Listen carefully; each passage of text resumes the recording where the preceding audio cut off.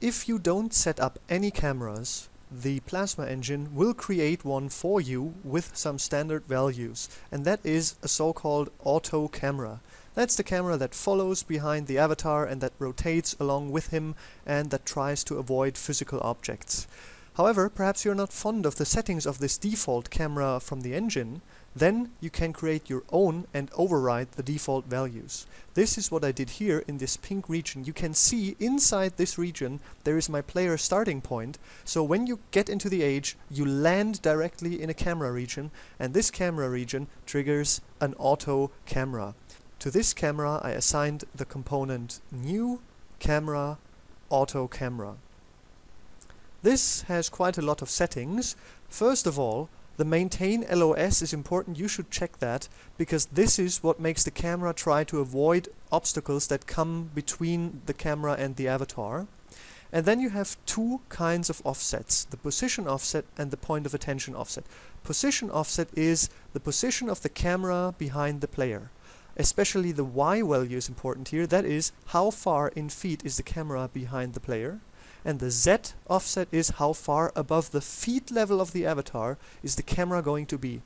Don't push this up too high, because then the player will just look at the floor of your age, and perhaps that's not what you want to accomplish. Also, if you have a lot of space between the camera and the player, this can really establish a great sense of scale. Especially if you are in large rooms, this can make the player feel very small. And the point of attention offset, we already talked about that. Because the camera looks at the avatar, this should be set to 006 so that it looks at the head and not at the feet of the avatar. Then, for your default age camera, I would advise you to push all these speed values up to the maximum so that, well, the camera can't lose track of the player.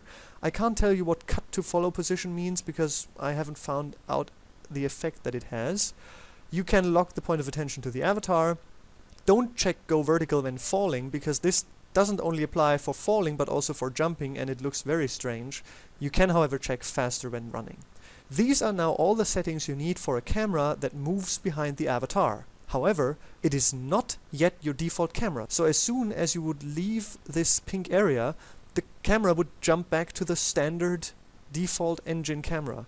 To avoid that, assign another component to the camera, and that is new camera make default camera. This doesn't have any properties, but the engine now knows that if anything fails, if there are no other cameras in the scene active, jump back to this camera here and not to the standard engine camera. Let's now go over to this region that I've set up around these pillars. As you remember, the only change here was that the camera moved in a little bit closer behind the avatar. You have to create a new camera for that. This is also an auto camera, and I've set up all these settings the same as for the default camera. The only thing that I changed here is the offset Y, so the distance behind the avatar. And I changed that to 18, that's about half the value of the default camera. And in effect, if you enter this region, it feels as if the camera zooms in and you get the feeling that you are in a special area. And when you move back out of the region, you will automatically switch back to the default age camera that we've set up here in pink. Now let's have a look at the settings for the red and the yellow camera. These cameras are fixed cameras, but the point of attention is set to the avatar so that they follow the avatar around, much as the purple camera in the back here.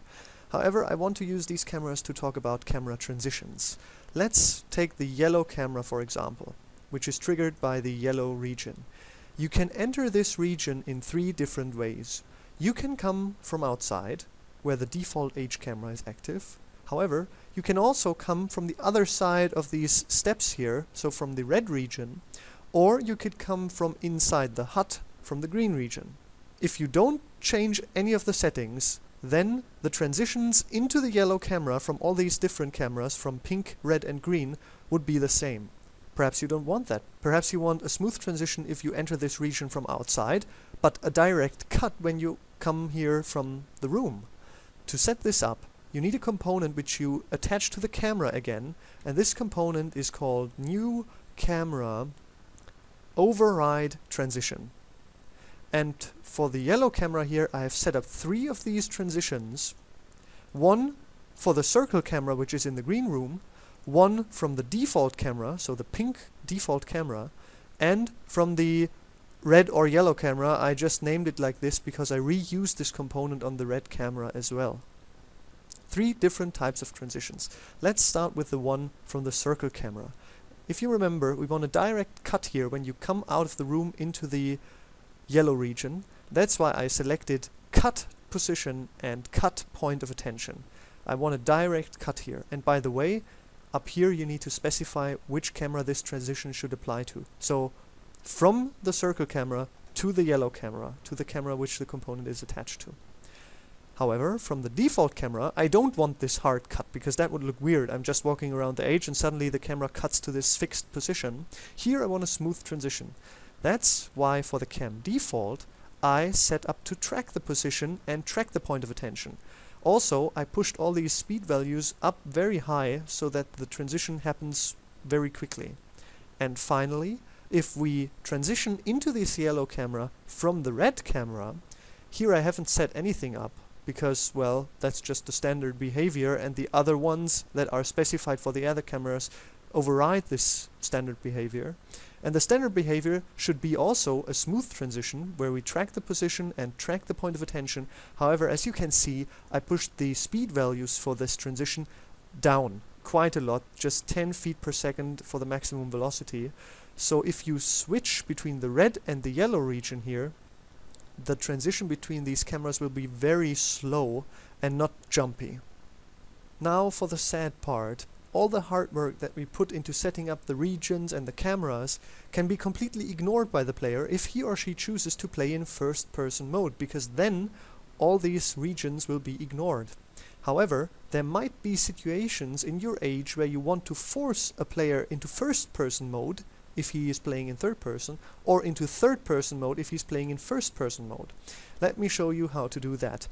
Forcing somebody into first person mode is a little bit more easy. You just set up your camera region as you would do normally, and you add a camera to it, and to this camera you add the component new camera first person camera. You don't even need to change any properties of this camera. The default settings work just fine, and as long as the player moves inside this region, the first person camera is activated.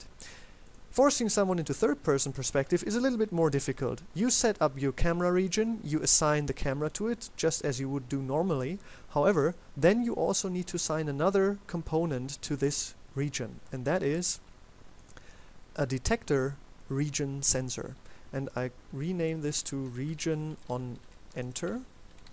And you will also need, so let's attach that, and you will also need another detector for leaving the region, because then you want the player to be able to switch between first and third person again. So another region sensor, and that's region on exit, and assign that as well. While we're in here, let's create 2 more components for this region. We need some responders, logic responder. Let's rename it to trigger first person cam and assign that, and also logic responder trigger third person cam and attach that. Now let's go through the settings. First, of course, region on enter, that is triggered when you enter the volume every time, no one shot.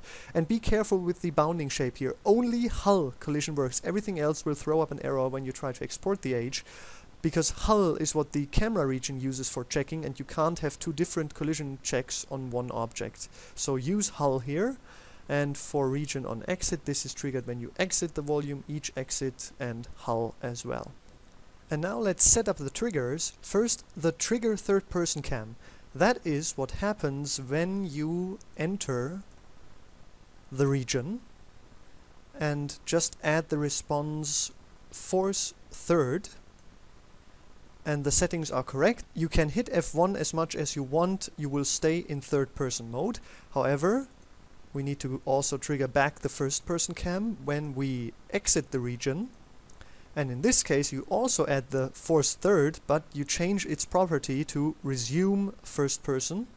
And if we just update the list, then it also changes here to cam resume first. And this way the region is now set up so that when you enter it, you are forced into the third person cam, and as soon as you leave the region, you are back to your first person view, or at least you have the possibility to switch into first person. that was it. Now I think we've covered most of these points here in the camera subcategory. We didn't talk about animated camera commands and animated cameras in general. We'll do that in another tutorial. We didn't talk about subworld movement because that is in the tutorial on subworlds. And the rail camera should actually move along a path while the player walks alongside it, but I haven't got it to work, so I have to leave it out of this tutorial. Thank you for your attention. Bye bye.